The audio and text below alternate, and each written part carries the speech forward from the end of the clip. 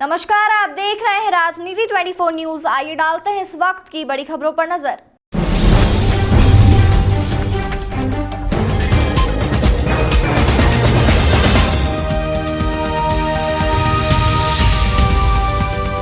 इंदौर के कलेक्टर कार्यालय की जनसुनवाई में लगभग हर दूसरा मामला प्रॉपर्टी संबंधी विवाद का ही होता है। इन दिनों इंदौर के सिंहासा जमीन विवाद काफी चर्चा में है, जिसे लेकर दो पक्ष लगातार प्रेस वार्ता कर रहे हैं एवं एक दूसरे पर आरोप प्रत्यारोप लगा रहे हैं। इस मामले में बुधवार को इंदौर के रिगल स्क्वायर स्थित इंडियन कॉफी हाउस में रहीम खान द्वारा प्रेस वार्ता ली गई एवं उनके द्वारा शाकिर शेरी और जफरुल्लाह पर आरोप लगाए गए।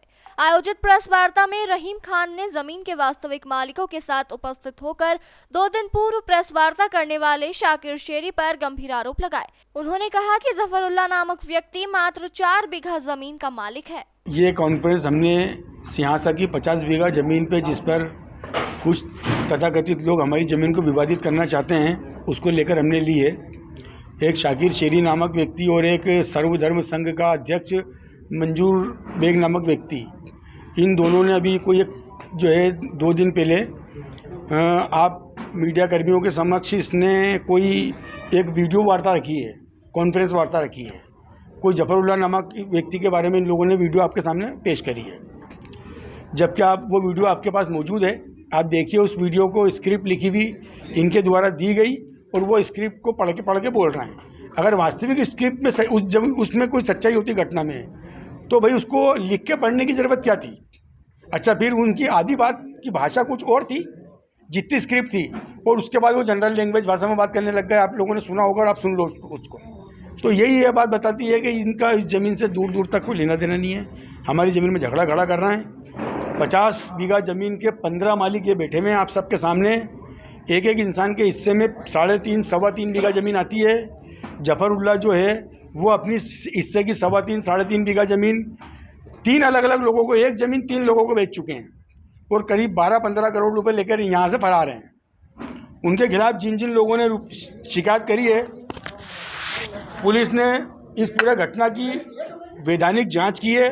जांच करने के बाद जोन क्रमांक 4 के डीसीपी साहब ने जफरुल्लाह को इस घटना का में जो है लिप्त पाया गया और इसको जो है इसके खिलाफ गंभीर धाराओं के अंदर मामला दर्ज करने के लिए, FIR दर्ज करने के लिए आदेश पारित कर दिए। जैसे जफरुल्लाह को इस बात की भनक लगी, वैसे ही यहाँ से फरार हो गया और कम से कम 13 से 15 करोड़ रुपए लेके गया हो। 10 करोड़ रुपए जफरुल्लाह को मैंने खुद ने दिए हैं, चेक से दिए और नकद दिए, और इन सब लोगों के सामने दिए हैं। इन्होंने इनके हाथ से गिन के पैसे दिए। ये जो 50 बीघा जमीन है, क्या जफरुल्लाह के अकेले की नहीं है? सवाल ही नहीं उठता भैया। ये लो, ये सब देखो, ये 15 बीघा जमीन के मालिक जो हैं वो हैं नफीसा बी, बेवा, करामतुल्लाह, समीउल्लाह, सनाउल्लाह, अताउल्लाह, अब्दुल्ला, रुकैया भी, पिता करामतुल्लाह। ये 15 बीघा ज़मीन के मालिक हैं, 6 लोग। फिर अकीला भी, बेवा इज्जतुल्लाह, श्रीमती सबीना भी, पिता इज्जतुल्लाह, जहीर खान, सुश्री अफसर भी, पिता स्वर्गीय इज्जतुल्लाह। 4 लोग इसके अंदर है। 15 बीघा ज़मीन ये है। आप जिन लोगों के नाम ले रहे हैं, आपने कहाँ का शिकायत करी? सब बता रहा हूँ। उसके बाद 20 बीघा ज़मीन के अंदर जफरुल्लाह, अजमतुल्लाह, फरजाना भी, सहाना भी और मलका भी, पिता बरकतुल्लाह। ये पैतृक संपत्ति है। कोई जफरुल्लाह की निजी खरीदी भी नहीं है कि वो खुद अकेले मालिक होंगे। भाई पैतृक संपत्ति के अंदर तो पिता के नहीं रहने के बाद जितने बच्चे सभी की संपत्ति रहती है वो तो उस तरीके से ये 3 परिवार के 15 वारिसों की संपत्ति है और राजस्व रिकॉर्ड में दर्ज है। माननीय उच्च न्यायालय के डबल बेंच ने भी इन सबको अपना वारिस माना इस जमीन का और उसके लिए ऑर्डर पारित किया। ये माननीय डबल बेंच का ऑर्डर है ये। अब मैं इससे ऊपर तो कुछ बोल ही नहीं सकता हूँ। अभी मंजूर बेग का क्या रोल आ रहा है? मंजूर बेग इस पूरी ज़मीन के अंदर, हमारी ज़मीन के अंदर आड़ीबाजी करके शाकिर शेरी और मंजूर बेग ये दोनों करके ये मुझसे रुपए मांग रहे हैं। कितने रुपए? 1 करोड़ रुपए की मांग करी इन लोगों ने मेरे से। मंजूर बेग, शाकिर शेरी और मंजूर बेग दोनों ने। शाकिर शेरी पूर्व से कर रहा है, मंजूर बेग 27 तारीख को इस पिक्चर में आए हैं, 27 अक्टूबर को। आपको किसी प्रकार की धमकियां नहीं? बहुत तरीके से धमकी दे रहा है। बोला बहुत ताकतवर आदमी है, बड़े बड़े नेताओं से जुड़े हुए हैं और इस केस में बंद करवा देंगे, उस केस में बंद करवा देंगे। तो मेरा कहना यह है कि जिस केस में तुम मुझे बंद करवा सकते हो करा दो। मैं झूठ के आगे कभी समर्पण नहीं कर सकता। वर्तमान में इस जमीन पर किसका कब्जा है? इन सब लोगों का कब्जा है। ये लो, ये सब फोटो खेती ये रोज अभी चलो आप सब पूरे मीडिया कर्मियों को साथ में लेके चलता हूँ मैं। ये आप फोटो देखिए, जफरुल्लाह इन्हीं के परिवार का व्यक्ति। जफरुल्लाह इन्हीं के परिवार का व्यक्ति है और इन सब लोगों की जो संपत्ति 14 लोगों की खुद हड़प करना चाहता है। जफरुल्लाह दुबई में बैठ के अपना वीडियो भेजा है, क्या फरारी काट रहे हैं वहाँ पे? फरारी काट रहे हैं वहाँ पे। ये देखो ना भाई, मेरी बात को तो झूठ, आप झूठ मानो, आप सच तो ये पेपर को मानो, ये एविडेंस समझ लोगे। 1 मिनट के लिए मैं झूठ बोल रहा हूँ भाई। ये देखो पुलिस ने जो है जोन क्रमांक 4 के डीसीपी साहब ने जब उनके खिलाफ ऑर्डर जारी कर दिया, आदेश पारित कर दिया कि इनके खिलाफ गंभीर धाराओं में मामला कायम किया जाए, क्योंकि इनने 3 लोगों के साथ धोखाधड़ी करी है। जैसी भनक लगी वो यहाँ से फरार हो गए। ये मानहानि का जो नोटिस एक दूसरे ये मेरे पास मानहानि का अभी तक किसी ने कोई नोटिस नहीं दिया, उल्टा मैंने इनको दिया क्योंकि मैं व्यापारी हूँ। जिस अंतिम और आखिरी है, आप मीडिया कर्मियों से भी विनम्र निवेदन है कि अगर इस मामले को लेकर आगे कोई पत्रकार वार्ता करे तो भाई इससे पेपर ज़्यादा हमारे पास कुछ हो नहीं सकते हैं। 3 घंटे बाद वो भी एक प्रेस कॉन्फ्रेंस आन दो, बिल्कुल लेने दो, कोई दिक्कत नहीं है। लेकिन ये माननीय उच्च न्यायालय के डबल बेंच के ऑर्डर के ऊपर तो मैं तो नहीं जा सकता हूँ यार भैया। वो जा सकते हो तो जाएं, मुझे नहीं जाना है यार। मैं तो न्यायालय के फैसले का और आप मीडिया कर्मियों का बहुत सम्मान करता हूँ। एक तरफ से पहले आपने शुरुआत करी प्रेस। नहीं, गलत किसने बोला मैंने करी? नहीं भैया, वो 4 बीघा जमीन भी 3 लोगों को बेच दी उन्होंने अलग अलग।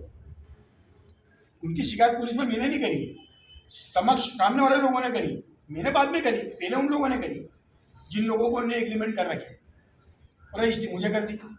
अब उसके अंदर जब इसकी जांच हुई तो डीसीपी साहब ने, जोन क्रमांक 1 के डीसीपी साहब ने इनके खिलाफ 420 और अन्य गंभीर धाराओं के अंदर मामला दर्ज करने के पुलिस को निर्देश दिए। ये आपके सामने मौजूद है।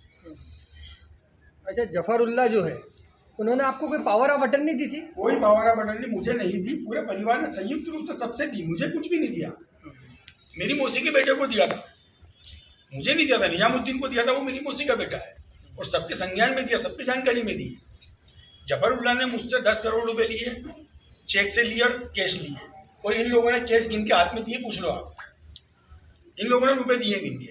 10 करोड़ तो उन्होंने मुझसे ले लिए, 3 करोड़ रुपए इसी जमीन का एग्रीमेंट, 4 बीघा जमीन जो थी उनकी खुद की, वो 4 बीघा 2 अन्य लोगों को बेच के 3 करोड़ रुपए उनसे ले लिए और 13 करोड़ रुपए लेके भरा रहे हैं यहाँ से। जफरुल्लाह जो अभी दुबई में रह रहे हैं, क्या वो फरारी काट रहे हैं? हाँ 100% भाई, पुलिस से भागे हुए मुलजिम है वो। कितने समय से भगे हुए हैं? वो कम से कम 5-6 महीने से भगे हुए हैं। ये देखो आप। अच्छा, ये जो मंजूर पुलिस बेग ने जब डीसीपी साहब ने जोन क्रमांक 4 के डीसीपी साहब ने उनके खिलाफ केस दर्ज करने का जैसे ही बोला उनको, पुलिस को, और जैसी भनक लगी वैसी फरार हो गए यहाँ से। ये जो मंजूर बेग है, ये मध्य प्रदेश के कैबिनेट मंत्री से भी जुड़े हुए माने जाते हैं, उनके खास हैं क्या? उनका क्या रोल है इसमें? मंजूर बेग का मसला इसके अंदर ये है कि उनका काम है, इस तरीके के लोगों का काम है झगड़े पैदा करवाना, और झगड़े पैदा करके फिर बीच में सुलह सफाई करने आना, मध्यस्थता उसमें निभाना, और मध्यस्थता के नाम पर लोगों से जैसा काम होता है वैसा उनसे शुल्क वसूल करना। इसी तरीके का काम है। मेरे से 1 करोड़ रुपए की मांग करी उनने इन्हीं सब झगड़ों को लेके। हमारी जमीन को विवादित करना चाहते हैं। भाई जफरुल्लाह को अगर कोई तकलीफ है तो वो सामने आने से मना किसने करा? हम तो बोल रहे हैं, खुलेआम बोल रहे हैं, आइए सामने। वो सामने आके आपको कहाँ पे इस चीज़ का सत्यापन कराना है?